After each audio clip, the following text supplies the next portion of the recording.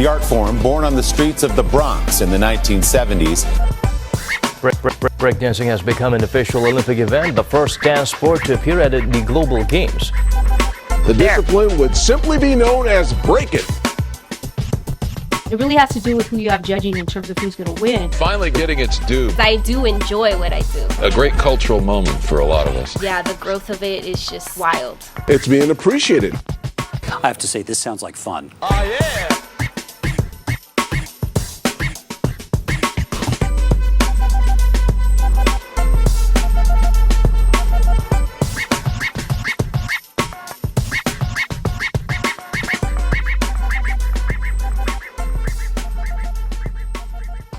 So breaking is basically, I see it as a community, to be honest.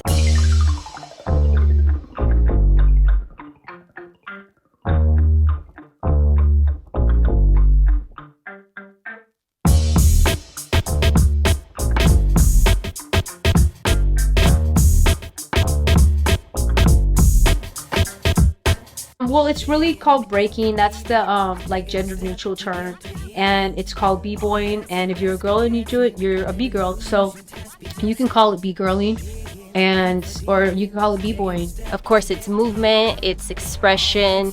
I think community and family is number one for a lot of people. Well, I say I'm a b-girl. What I do is I break, and I do the b-boy style of dance. Shiro, power, anger, sours. Recognize the game through my flame as I tower. But that's more showing like how I view it. It's more of a little bit of subjective lens in terms of how people view the dance and their association to it. The time frame that I'm from, many of us look at it as a philosophy as well. So if you say you're a b-girl or a b-boy, it means that you're a part of hip-hop culture. And it means that the values of hip-hop culture are your values, and it means that you do the art form of breaking, which is one of the elements of hip-hop culture. And finally, breakdancers could be competing for Olympic gold medals in the 2024 Summer Games in Paris. Hey, James, it's good to see you, brother. Our community, in a sense, is small. Like, we have little jams like we just had with Asia One, where it's just a few people, but then there's jams like Freestyle Session and Rebel BC1, and although those are big, they're still not known to the average person. When it does come out into the Olympics and people see like these kids, in a sense, because they're so young, that have been working so hard to get to this position, I think it's gonna be a mind-blown reaction, because it's gonna be like, where did this kind of come from? Like a lot of people relate it to back in the day with Crazy Legs, and like how it grew into like being in movies and little things like that. But it's gonna be like, wow, kids are still doing this, and how much it has grown from what it was before.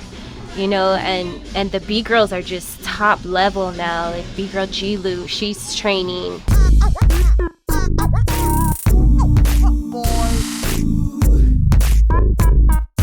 B-Girl Kate, she's with Red Bull.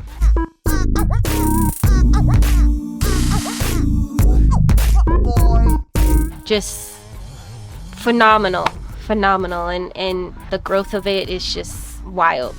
3, 2, 1. Whenever I'm approached to spin for an event of breaking, I'm such a prepper. I like to prepare, just to be ready if anything happens. For instance, this last jam that I just did, we were supposed to have a B-girl battle, so that's one-on-ones, but then it ended up being a 7 to Smoke. The first battle was the B-girl battle, and we did something that's called the 7 to Smoke format.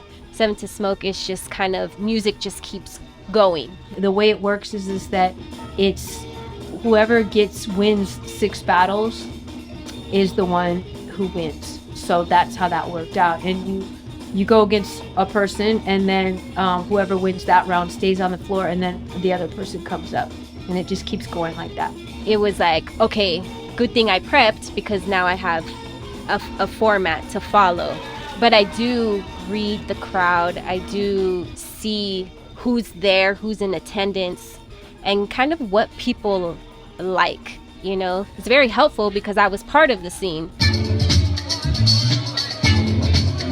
I first started breaking here in California. I started dancing with the Battle Monkeys, their crew out in the Inland Empire. I started just practicing with them, but I wasn't really into it as much until I made the move to New York. I really started getting really deep. I ended up getting down with Brooklyn Zoo crew. So that's my crew right now, Brooklyn Zoo. Along the way, I met my husband, who's also in the crew, and I was gifted my name. So I went by B-Girl TiffStarr. When it comes to like what people are being judged on when they enter something like a battle or competition, it really has to do with who you have judging in terms of who's going to win. I guess if everybody's ready, we'll just do the countdown. Let's do the countdown together. 5, 4, 3, 2, 1. Because there's certain people that their emphasis is way more on the foundational aspects of the dance, like the building blocks and what people do with that. And then there's some people that are just judging on maybe who's doing what they quantify in their mind as harder moves or more technically difficult moves. Then there's judges who look at it all together. And those are usually your best judges because they're looking at the whole well-roundedness of the dance, like the battle element, the musicality, obviously the footwork, the top rocks, the power moves, all of that. They're kind of just rolling it all together and really see, well, who really did better? Like who performed better and who battled better. Give it up, give it up. All right. Well, let's look at the judges. Beautiful B-girls. So fine, so fresh. Let's go. Here we go. 3, 2, 1.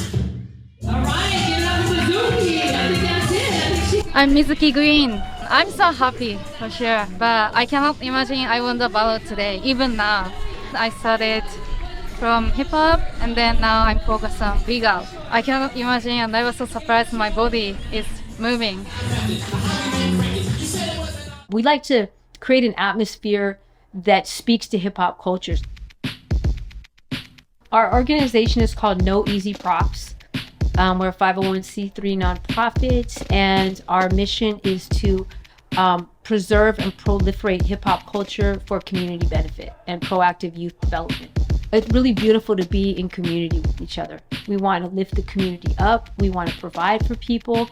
We want them to have a great time and not put the emphasis just on the competition. We want to make sure that we have time to hear from people, to talk to people. We like to provide food and water for people. So we'll have like graffiti art available. You know, we try to make it where people can actually experience hip hop culture rather than just feeling like, okay, I'm just going to go to this event because I want to be in this battle. And if I lose, I'm going to leave, right? This is kind of something they're like, oh, I could stay because I could go eat right here. Or I could like go do some art over here and I can just talk to my homies over here. We try to think about the general public too, that doesn't break, that comes to our events as well, so that they can feel like, hey, I belong here too. I have a place here. I think the takeaway is people feel like, wow, that was a really cool experience. And I felt nurtured there.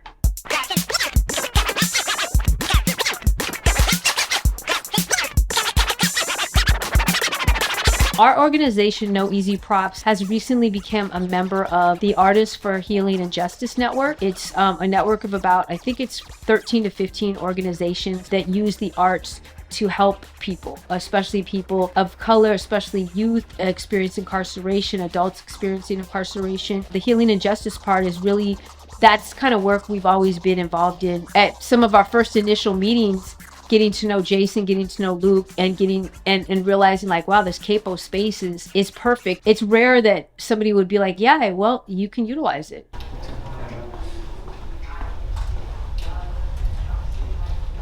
This room here was just like the front room.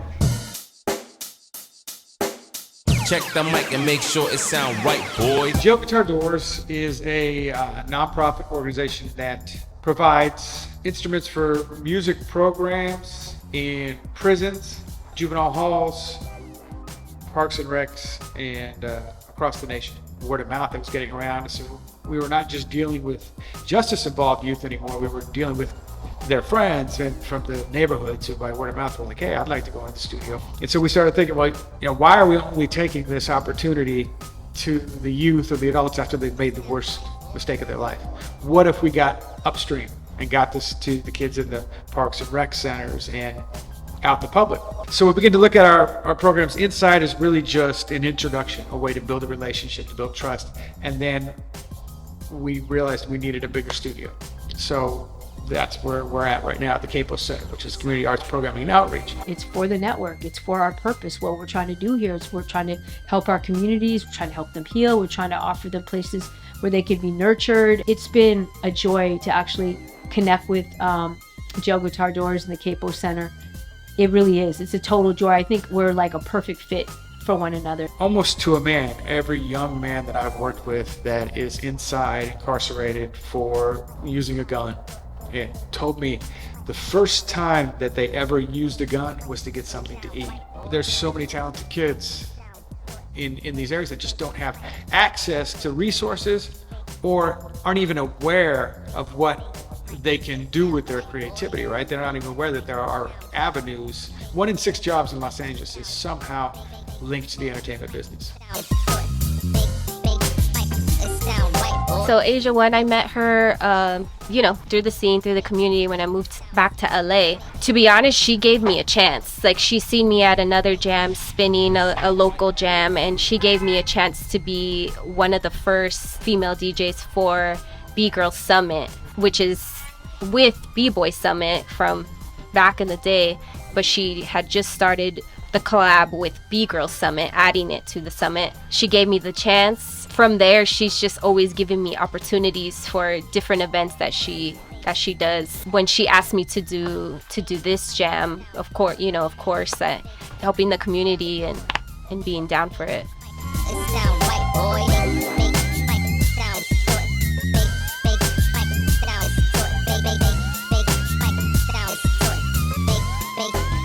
It sound right, boy. Being a woman in the scene, it's tough. It's tough in a sense of being the only woman in the room and having to find your voice and find the courage to get out in the cypher or to just simply be there. As you know, it's a male-dominated scene, so it was hard. And when you did see another B-girl, you would gravitate towards them because you'd be like, we're on the same level, we're on the same playing field.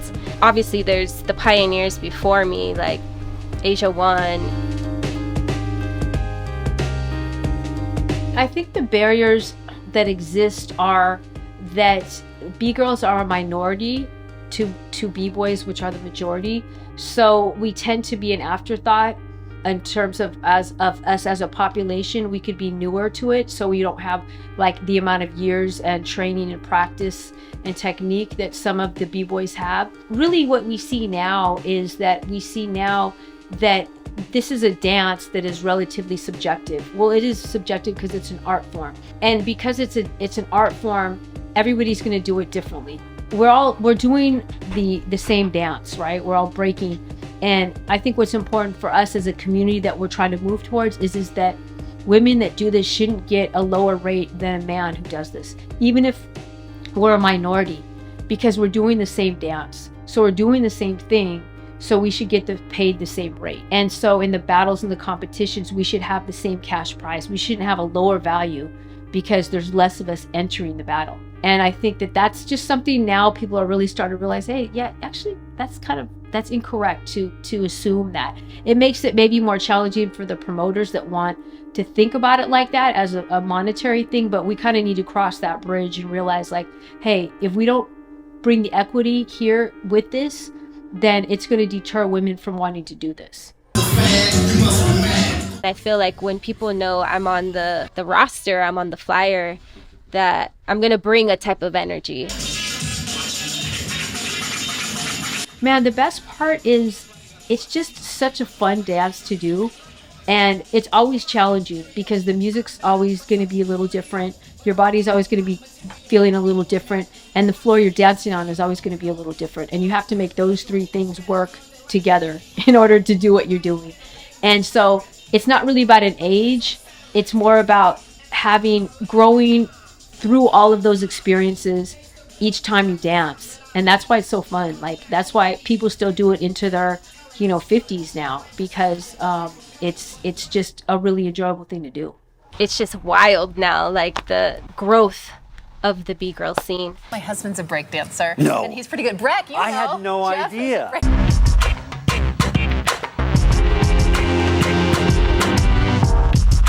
Be them, be themselves. You already made it to this point being you. Like, yeah.